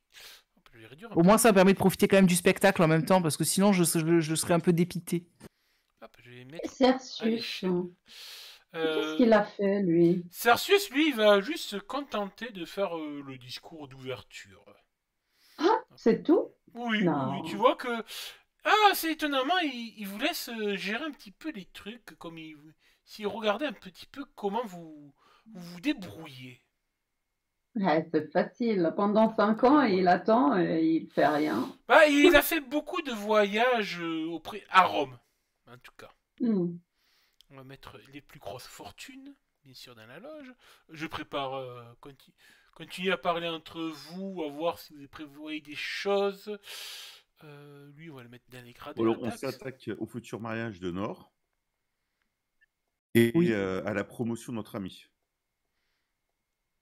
Mets-moi dans la loge aussi, du coup, ici, je pense. Ok. Derrière Lydie. Près de Lydie et de Cercius. S'il te plaît. Alpharite. Nord, tu vas être dans la loge ou dans les gradins? Bah, non, moi je vais faire le cortège D'accord. avec Sucelos, Sucelos. Ah, bah, bien sûr, je vais m'amuser. Ok, donc il y aura Marina qui officiera, de toute façon, avec donc Drat. Tac. Elle ou Nononé. Après, je vais peut-être aller dans la loge. Pas tout de suite. Oui, rejoindre ton futur éteindre. Exactement. Mais avant, faut qu'il me Et regarde. du coup, dans qu'il le m'admire. cortège, on aura ce bon Sucelos. Non, mais là, il est habillé, hein. Faut que tu lui faire un token où il a ce booby à l'air. Hein. Écoute, je suis pas sûr que sur internet je trouve des photos de Christophe Lambert nu et je m'y risquerai pas. Oh, ça va, tu fais un photomontage, ça passe. Mais tu mets sa tête sur celle de Rocco, un corps de Rocco. J'allais dire la même chose. Les grands esprits se rencontrent. Ouais, voilà. Tu photoshop la tête de Lambert avec sa perruque et sa fausse moustache sur un corps de Rocco et ça passe. Hein. Ça sera juste dégueulasse. Oh putain, ouais. C'est pris. Je vais Déjà que Rocco, il est pas beau à la base. Si en plus tu lui fous la tronche de Sucelos, c'est pire. En même temps, Rocco il a pas été casté pour son visage. Ah bah non, ça c'est clair. Je regarde, il y aura Ara qui sera dans l'arène aussi pour le combat de gladiateur. Arash, on va le mettre là. Il me manque qui parmi les Néphilim? Je crois que j'ai mis tout le monde. Ah ben on va mettre aussi quand même Cléomis, hein, en tant que chef de délégation gauloise. On va mettre quelques-uns dans les gradins. Il y aura le fou. Ah, il est dans les loges, le chef. Ah, d'accord. Bah oui, le chef gaulois, le but c'est quand même de faire l'union des deux clans, quoi. Ouais, C'est la base. ouais, bon. On va mettre T'inquiète, Octavia. il a pris son bain annuel, je pense, pour l'occasion quand Ouais, même. j'espère hein, que ça sent pas l'animal dans... Ta femme... Le bouquetin. Ta femme va être bien professionnelle dans les gradins, Marcus. Oui, c'est sa place, hein, loin de moi. Ton mari t'a dit que Atia qui n'était pas là. Il y a ma servante personnelle qui est à moins de 20, qui est jamais à moins de 20 cm de moi. Hein. Ouais, elle va pas être dans la loge, mais elle va être pas loin, quoi. Elle va être. 1 centimètre, on appelle ça un morpion. Hein. Oh, con. putain, il est con, puis voilà. Du coup, il y aura Centurus qui va être peut-être à l'entrée avec Decurus pour faire la sécurité. Antiurus et Decurus. Bah, si, elle peut être dans les loges et celle qui nous sert le vin, tu vois. C'est vrai, on va pas se servir tout seul et puis quoi encore? Mais oui, bien Il sûr. manquerait plus que ça. Ouais, hop. Et vous voyez au loin Stéphanus Plaça qui parle avec le fou, peut-être d'architecture contemporaine. Oh mon dieu. Et le fou essaye de le convaincre de faire un pigeonnier ou un truc comme ça. Il y a Super sûrement Attaque qui a remarqué une très belle esclave qui s'appelle Octavia. Et qui s'est dit, j'en ferais bien mon 4 heures. Je ne suis pas une sirène pour rien. C'est déjà le 4 heures de Marcus, qu'est-ce que tu crois? Écoute, il va voir si Marcus a de bon goût. Ah bah, du moment qu'il approche pas la mienne, il fait ce qu'il veut. Eh bien, la fête va commencer par sûrement le discours de Cersus, qui, en tant que sénateur de notre grande et glorieuse Rome, a l'honneur de vous offrir, braves habitants de Narbomarcius, cette arène et ces jeux, à la gloire de la puissance de Rome. Mais nous ne devons pas oublier à qui nous devons tout cela, et il se tourne vers toi, Lydie, pour que tu prennes la parole. Ah, bah, donc bah, je le remercie. Je me lève en le remerciant comme il disait. Alors les jours, comment il disait à l'époque, je sais plus. Hein. Franchement. Oui, là on est le lundi. Ouais, mais le lundi, je sais plus, les ides de je sais plus quoi là, comme il disait. Donc je me lève. Je prends pas sa place, hein, je reste à mon niveau, mais tu sais, je vais m'avancer du balcon là. Les gens ils me voient bien. Voilà. En prenant une pause un peu théâtrale. En attendant que tu sais qu'il y ait moins de brouhaha, tu sais, la pause. Et c'est vrai que je vais leur dire en ce jour des ides de lundi, de machin, de l'an de grâce, je sais plus, voilà, moins 118 de notre glorieuse République romaine. Moi, Atia Arvina de la maison Rogatulus, de par la présence de notre préfet, notre sénateur et la puissance de Rome, vous offre à vous, peuple de Narbonasius, ces jeux, ces divertissements, afin que deux cultures cessent de se quereller sur le champ de bataille, mais décident de se rassembler dans la joie, et que peut-être que de ces festivités naîtront une alliance qu'aucune bataille n'aurait pu sceller. Par la grâce des dieux romains, par la grâce des dieux gaulois, faites la fête, amusez-vous, et que les ides vous soient tous favorables. Et là, je fais le style de commencer. Eh bien, je t'autorise à me faire un petit jet d'utiliser ton vécu de messagère. Ça me paraît le plus adapté de vécu un message. Avec l'approche de soit de l'eau, soit de la lune, pour montrer le côté de que ton discours était assez bien pris. Mais n'oublie pas que si tu prends une approche, tu déclenches une métamorphe. Soit ton odeur marine, soit ta voix envoûtante. Et c'est peut-être l'occasion de faire une approche. La voix envoûtante, oui, c'est ça que j'utilise. Par contre, je peux accéder à mon vécu. Tu vas dans ton onglet vécu. Ouais, mais vous savez, vous n'avez pas l'autorisation pour afficher cette fiche. Ah bon? Il m'a bloqué. Oh là là, qu'est-ce que t'as fait? Moi, rien. Configurer les droits. T'es bien propriétaire de ta fiche, Jade. Bah, je suis sur Lydie Atia, hein, c'est ça? Ouais, à moins 118? Bah oui. Et dans l'onglet vécu, tu peux pas aller sur... Et quand je clique sur messagère... Non, tu cliques sur le dé. Le petit dé. Ah, le D20. Pour faire le G. Alors, G simple, l'approche... Ouais. Alors, l'approche, tu choisis. Et je te donne un modificateur de plus 20 parce que ton discours était bien RP. J'ai bien aimé, donc... C'est beau. Oui, je suis comme ça. Je suis un bon MJ. Que demande le peuple? Du pain, des jeux. Et sucez-le à sa poêle. Et du bain. Excusez la priorité, mais... Je vais avoir Sucélos à poil et quand je vais me réveiller dans 2 Euh, secondes, la première chose que je verrai, c'est lui à poil dans sa baignoire. C'est bon, C'est ça. c'est bon, t'as fait ton jet? Non, je peux? Oui, fais-le, je t'en prie. J'ai pris l'eau en Ouais, approche. ok, ça me va. L'eau, ça correspond à quoi? C'est ça ressemble la sociabilité et tout, donc ça marche pour moi. C'était la lune ou l'eau que je voyais bien, donc. Hein? Et tu cliques sur le petit dé à côté de G simple. Ouais. logiquement. Ouais, mais j'avais mis. Bien, tu réussis avec une marche de 5, donc c'est bien, une bonne marche de 5. Donc tu vois que la foule t'applaudit. Et même Cléomis, le chef du village gaulois, apprécie ce discours.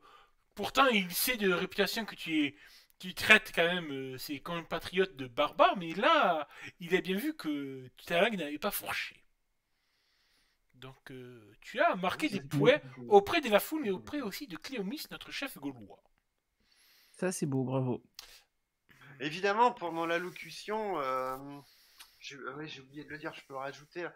Pendant l'allocation, quand j'ai parlé de la réunification des deux peuples, je l'ai invité à se lever, évidemment. Bien. Hein. Puis en plus, le fait que tu as fait ton approche, tu as ton métamorphe qui s'est un peu activé, ta voix envoûtante, donc ça a vraiment captivé le public.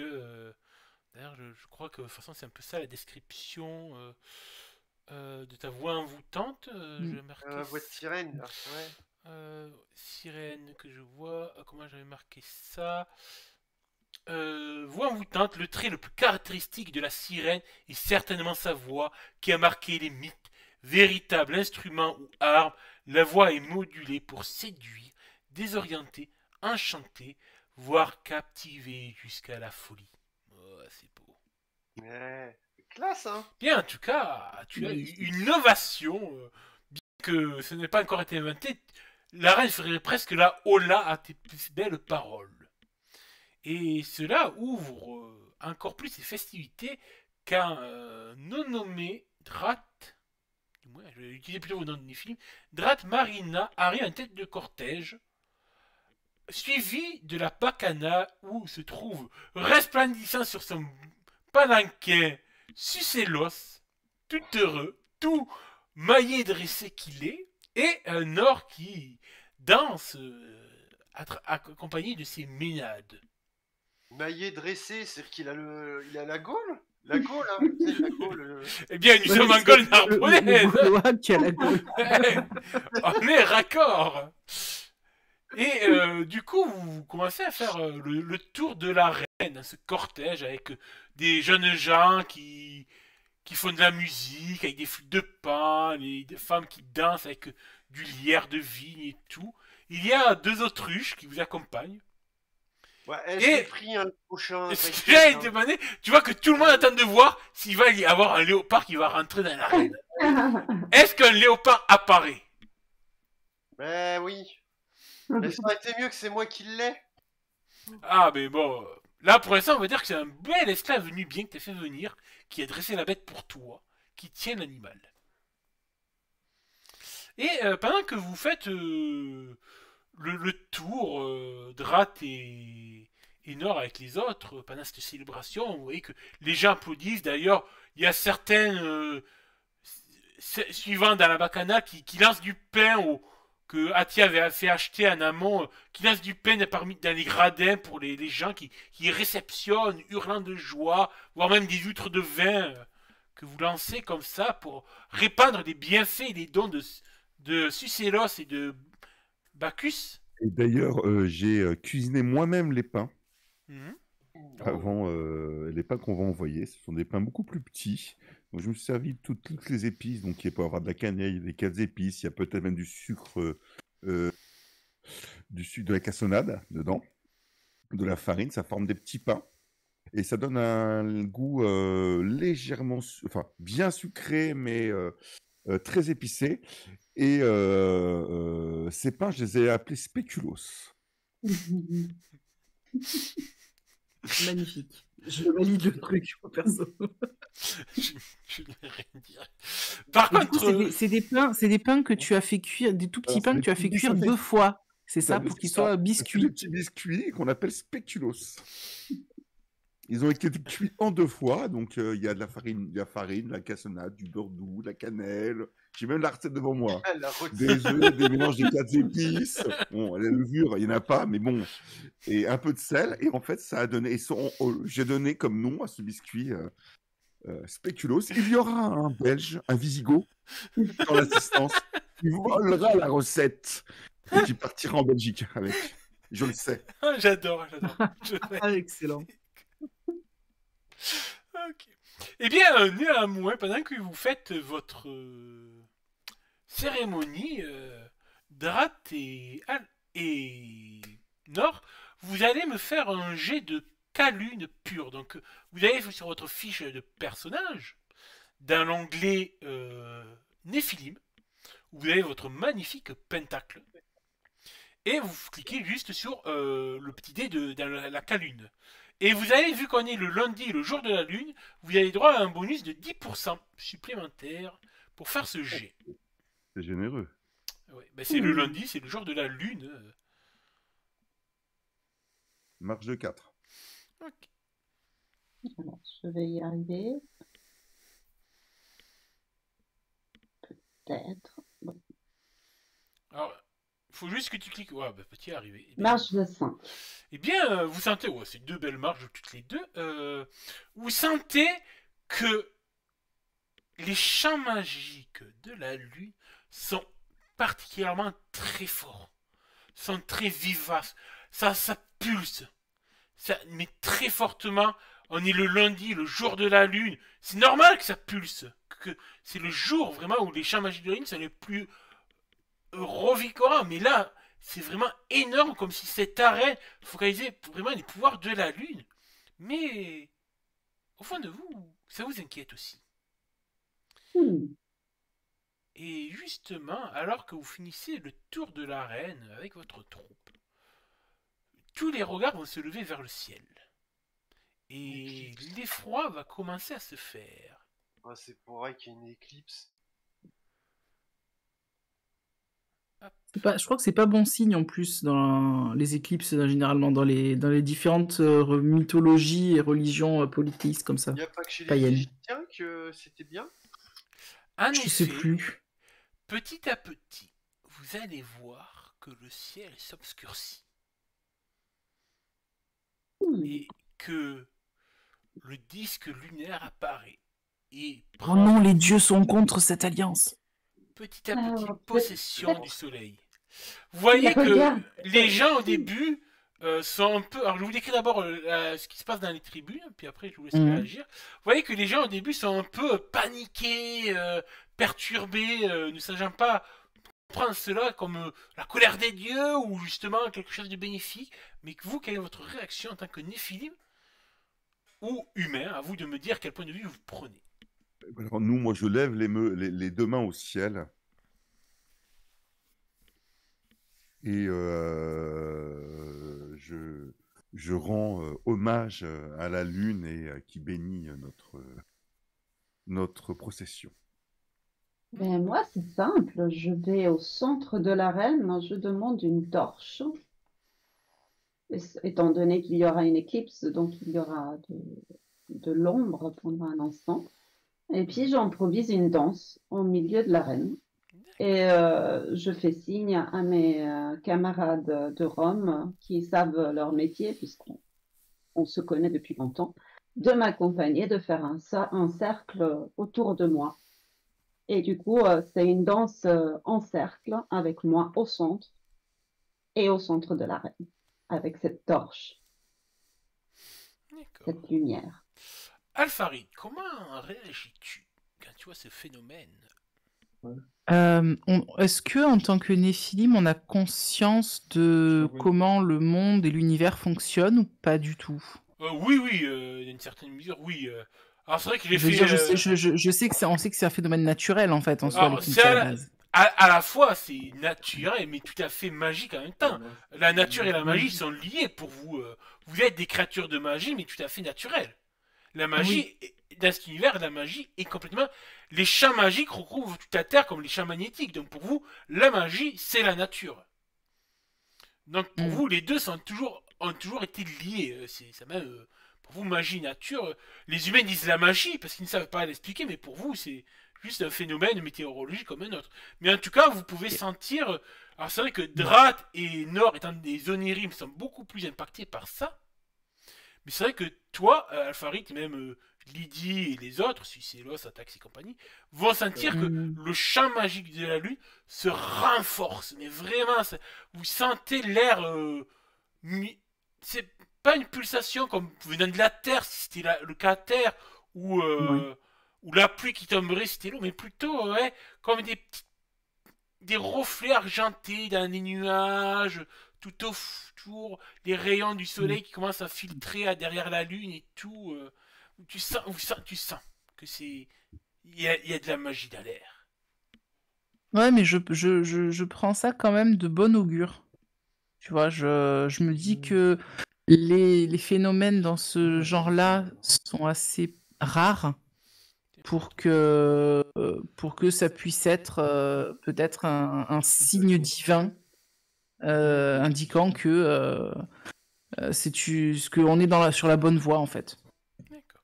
Lydie, comment tu réagis, toi, face à cette éclipse? Sur le coup, bah, tu dis qu'on l'a ressenti, c'est ça? Ouais, tu sens que ça perturbe le champ de la Lune. Même si Voilà, c'est... donc, En plus, t'as une assez bonne affinité avec la Lune, toi, il me semble, donc... je sais, ouais, je crois... Ouais, je crois que tu dois avoir 4 ou 5, t'as 4 en Lune, donc ouais, c'est un de tes cas neutres, donc oui, tu le sens. Donc ouais, sur le coup, tu sais, je vais l'ensemble, j'ai parcouru d'un frisson, enfin, tu sais, Mais la raison de pourquoi on a fait tout ça va vite reprendre le dessus. Donc là, ça va être plus le côté pratique de Hatia qui va reprendre le dessus. Mais Lydie va piocher là-dedans, dans le côté pratique de Hatia. Et elle va se lever en voyant justement la danse qui commence à se faire au milieu de l'arène. Et elle va lever les bras, tu sais, en direction justement de... Je vais lever les bras, donc en direction de l'astre, en disant que donc Luna, la Benjamine de Diana et Trivia, qui sont les trois déesses lunaires de notre panthéon, sont même là pour valider, entre guillemets, pour donner leur accord et leur bénédiction à ces festivités. Rendons gloire à Luna. Eh bien, gloire à Luna. Tu vois que la foule exulte de joie. La peur de la colère des dieux s'estompe. Luna, c'est vraiment une pièce romaine, hein, je suis allé voir. Hein. Je me suis douté. J'aurais penché pour Artémis, tu vois, mais je connaissais pas Luna, en fait. Grec, les Romains l'ont rappelé Luna. Et tu vois que, vous voyez que grâce au discours de Lydie, au main tendu de Nononé, la druidesse, et des danses de la courtisane Nord, les gens exultent de joie. Et petit à petit, alors que l'éclipse se fait de plus en plus pleine, sombre, assombrissant le sol, la foule exulte de plus en plus de joie. Mais de plus en plus, le désir monte. Et les gens commencent à s'arracher les vêtements. Les femmes montrent leur poitrine généreuse. Les hommes enlèvent leur toge. Et à travers le cortège, à travers toutes les tribunes, les gens commencent à exulter leurs désirs les plus humains, les plus charnels. C'est normal, ça? Faites-moi tous un jet de Calune. La touze dans l'arène. Un jet de Calune. On voulait des émotions. On a eu Pour Calune pure de nouveau, ça va être beaucoup de la lune ce soir. Avec un bonus de 10% pour tout le monde parce que c'est le jour de la lune. Et si vous réussissez, bien, pour résister à l'effet de la lune. Sinon, vous aussi, Putain, vous serez il pris faut Oui, d'une oui, oui. démence érotique. Eh bah écoute, moi je suis pris d'une démence érotique, hein, a priori. Parce que j'échoue lamentablement. Alors... Aussi. J'ai 50. Je copule méchamment. Allez, allez, Bien, vas-y. allez. Ah tiens, ton rang. Oh putain. Ah, eh bien C'est plus une arène, hein, c'est un spermodrome. Mais 52 au lieu de 50, toi, la En honte. fait, tout ça, tous ces programmes qu'on avait fait pour finir la fête après 3 minutes, comme si c'était On après dirait que tu 3 es jours. précoce, Bien. hein. Eh bien, Nord, tu es la seule à résister à voir tout autour de toi, les gens commençaient à s'élancer dans des ébats charnels, mais alors, très torrides, très bestiales. Bah, Ah, tu sais, non, je le fais avec. Ah, dans la loge, t'as Marcus, t'as Cercius, t'as Cléomis, le chef gaulois, et le Véronus, le négociateur. Bah, Et il y a sa domestique aussi quand même, puisque c'est sa pustule qui reste à 20 cm d'elle dans son morpion, donc du coup elle reste tout le temps là. tu sais quoi, je pense. Bah, non, mais tu sais quoi, ça va rejoindre le fait que je t'avais parlé d'une relation entre Cercius et Lydie. Bah, je crois Mhm. qu'elle va naître ce soir. D'accord. Bon, je fais pas de test pour les PNJ, même si les PNJ Nephilim, donc... Donc Cercius, la relation amoureuse entre Cercius et Lydie va être consommée ce soir. bien. C'est beau. Mais je pense que en fait, Nord est trop occupé à adorer la lune au milieu de l'arène pour s'occuper réellement de ces ébats humains. Eh C'est bien, pour ça qu'elle traite Eh oui. pas. Et moi de mon côté, vu que j'ai un petit penchant pour les esclaves et les domestiques, il y a de fortes chances que je me tape ta domestique, Lydie. Ah, donc on a Marcus qui va se taper la domestique. Mais je pense que par rapport, vu qu'il y a les PNJ à côté, on va peut-être se la partager même en fait. Moi, je me tape l'autruche. C'est dégueulasse. Tu veux une chèvre? Non, je me tape Euh, Parina, moi. Tu te tapes elle est Sucellus. dans la loge. Toi, tu as comme choix, tu as soit Nord, soit Sucellos. Mais non, Ah, il y elle a est Marina, occupée. il y a Marina aussi. Oui, il y a Marina aussi. Tu peux taper Il y a Marina. Marina et il y a toutes les petites bacchantes aussi L'autre. Bah oui. qui sont en train de danser. Enfin, pour l'instant, elles sont Donc, en encore tout occupées cas, avec moi, mais elles vont bientôt être disponibles. Nord, tu remarques quand même que tout le monde part dans d'une orgie euphorique assez étrange. C'est pas naturel ce qui se passe. Comment réagis-tu? Mais est-ce que ça me plaît? Enfin, au niveau du champ magique. Ah oui, La c'est laisse vivifiant, faire. c'est la lune, là, tu sens le pouvoir de la lune qui irradie dans toute cette arène. L'ombre de l'éclipse est vraiment parfaitement pile au-dessus de l'arène, comme s'il était focalisé par ce cercle de pierre construite des mains de l'homme. Et tu sens que vraiment les particules de champ de magique affluent de partout, mais c'est... Toi, en tant qu'Onirin, tu ne peux être que revigoré par tout cela. Alors, en fait, il y a tout le monde qui est occupé à copuler, alors que moi, je sens ça, je vois ça, et je n'arrive pas à réfléchir au danger que ça peut être de me mettre en vision K, pouvoir en profiter encore plus. Eh bien, tu te passes en vision K. Tu vois les champs magiques apparaître à tes yeux. Cette lune tellement riche mais merveilleux qui d'éclats argentés qui brillent de partout autour de toi, tels des flocons de neige. Et au fur et à mesure que tu vois la lune obscurcir complètement le soleil, atteindre le point culminant de l'éclipse, tu te rends compte que ces petites particules argentées, ces petits flocons lunaires, se teintent de plus en plus de noir. Ça t'évoque immédiatement l'aspect de la lune noire, cet aspect maudit. Et justement, alors au moment où tu te rends compte de cela, tu entends que les bruits d'ébats érotiques se transforment en cris de haine, en gémissements de douleur, alors que de partout, les gens qui étaient en train de s'acharner nus comme des bêtes sont en train de s'entretuer comme des bêtes. Ah merde. Oh merde. En effet, c'est exactement la même réaction. Les cris d'extase sont mêlés aux cris de douleur, aux gémissements de torture qui s'infligent les uns et les autres. Putain, t'as tué l'autruche, Aliat. Je lui ai remonté l'œuf. Je sais pas. Étant donné que j'ai 3 des films qui ont raté leur test, Drat, Oh la vache. comment ce sentiment Mm. de meurtre, t'as envie de détruire, s'empare de toi, alors que tu étais en pleine euphorie Ah, sexuelle. moi, je suis en train de tirer par les cheveux Marina. Comme un taré. Comme une tarée. Et voilà, sa toison d'or m'énerve au plus haut point.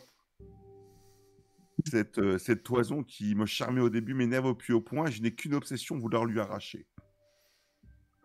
D'accord.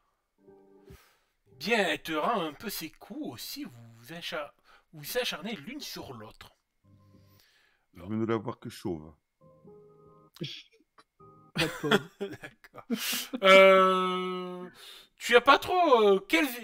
Vous avez pas trop de vécu de combat, elle et toi. Néanmoins, je considère que vous allez vous infliger mutuellement. Tu vois, dans l'aspect combat, tu peux te cocher la première petite bulle. Donc, pour tout le monde, je vous invite à tous aller dans l'onglet combat, si vous pouvez. Vous avez une petite pyramide. D'accord?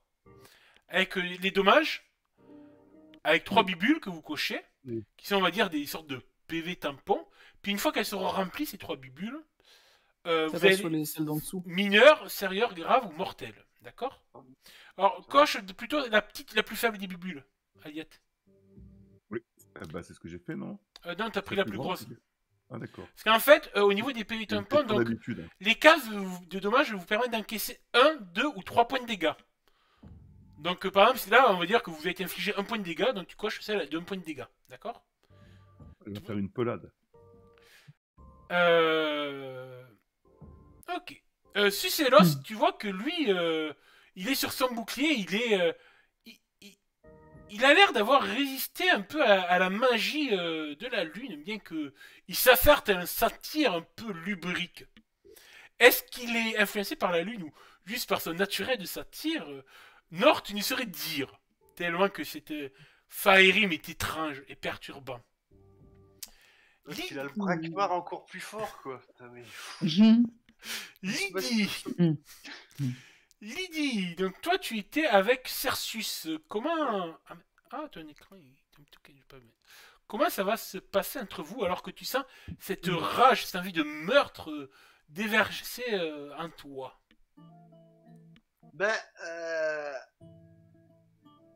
En fait, vu que je suis avec Cersus et qu'on est deux tempéraments assez forts l'un et l'autre, c'est comment dire, il y a eu une espèce de jeu qui s'est fait pendant les bas de dominant et dominé où les rôles se sont inversés.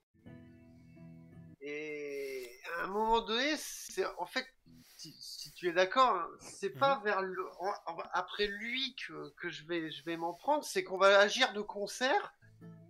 C'est quand on va voir ce bon chef gaulois, Ouais.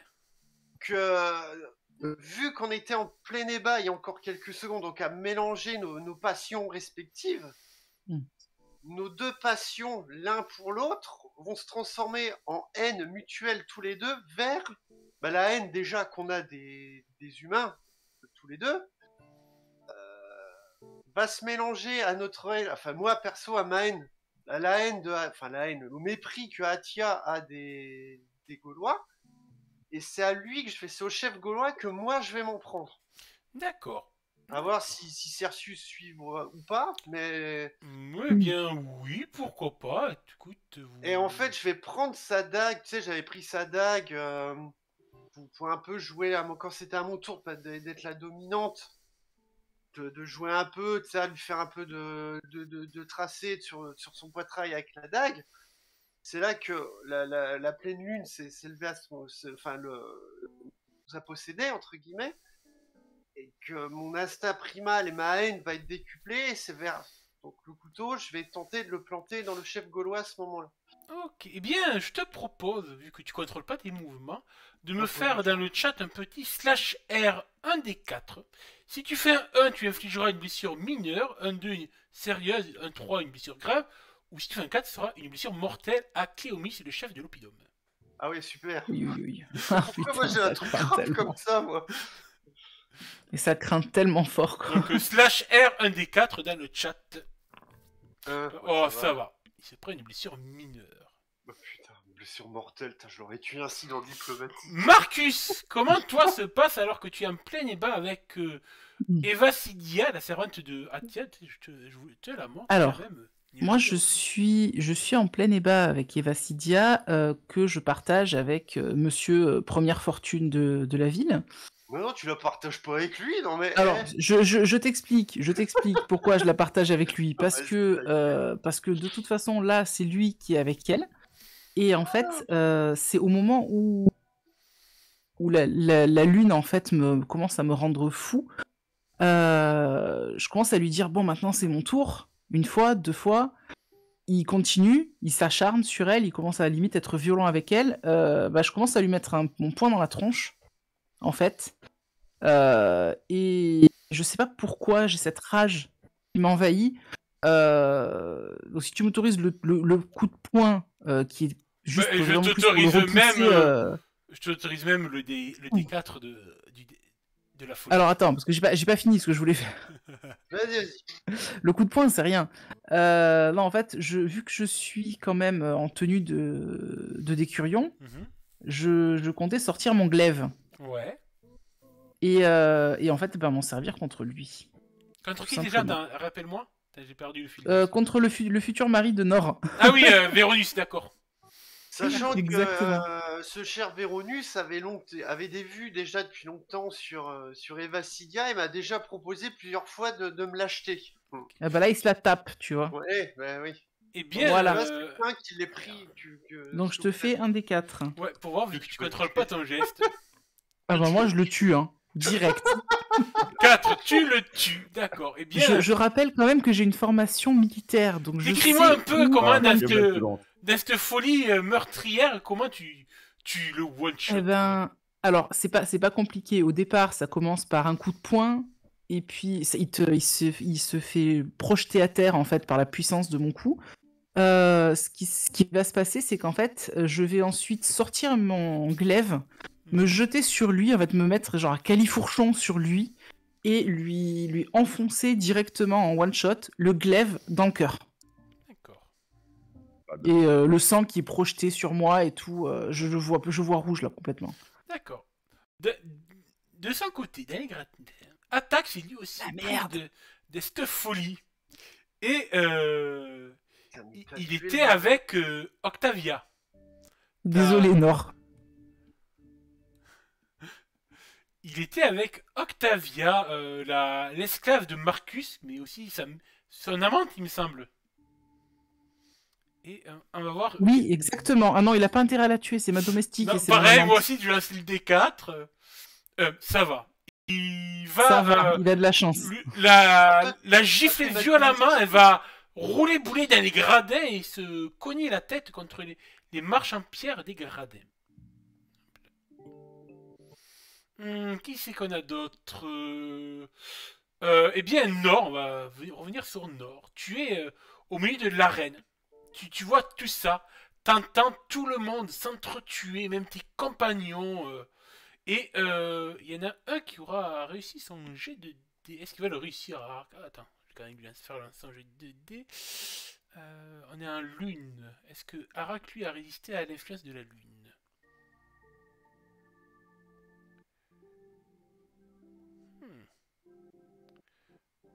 Je vois pas le chat. Il est... tu vois que Arash est en train de tenter d'égorger avec ses dents. Il vient d'un combat bestial avec le léopard qu'Atia a acheté. Bon, c'est-à-dire qu'on devait faire un spectacle. Là, j'assiste à un spectacle, mais En tout cas, tu es parcouru un peu d'effroi car tu sais que là, c'est la lune noire qui est oui. à l'action. Pas la lune, C'est la une lune noire. catastrophe. C'est une catastrophe. Est-ce que j'arrive à contacter mes amis Néphilim par les champs magiques? Puisqu'ils sont pas, ils vont pas écouter si je crie ou si je fais n'importe quoi d'autre. Est-ce que au niveau des champs, j'arrive à les contacter? Non, parce que là, il faudrait un sort particulier pour tous ces contacter en même temps. Là, les plus proches, t'as Arak, Marina et Dart, et Sucillos. D'accord, parce que ce que j'aimerais faire, du coup, c'est utiliser son lunaire. Ce n'est pas très fort comme son. Mais par contre, je peux le diffuser normalement un peu où je veux. Je voudrais juste faire une sorte de gong très proche des oreilles du Décurion, Mhm. histoire qu'il se rappelle ce qu'il est, enfin, ce que son simulacre est. Et du coup, qu'il fasse quelque chose. Donc, je parle d'Alphari. Ouais, le sort permet à la Ouais. création d'un ensemble de bruits sur une durée n'excédant pas 1 minute. L'intensité du son produit peut monter jusqu'à l'équivalent d'une sonnerie de téléphone à l'Empire romain. Donc un go, ça va très bien le faire. La source est choisie par le mage. Ok, ben tu me fais un G. Donc tu vas sur ta fiche. Tu as le petit dé à la fin. Et tu mettras un bonus de 10% parce qu'on est quand même le lundi, c'est le jour de lune. Donc tu as droit à ton bonus. D'accord. Donc, où est-ce que je tire, par contre? Alors tu as dans son Ah, lunaire, là. tu as le dé tout au bout. Ouais. Ouais, ouais. Donc, ma cible, eh bien, Alpharit, j'essaye de lui faire sonner un gong dans l'oreille. C'est bien ça. Oreille, ça va Histoire de faire. le réveiller. Bien, Dans l'oreille. fais-nous ton jet avec un bonus de 10%.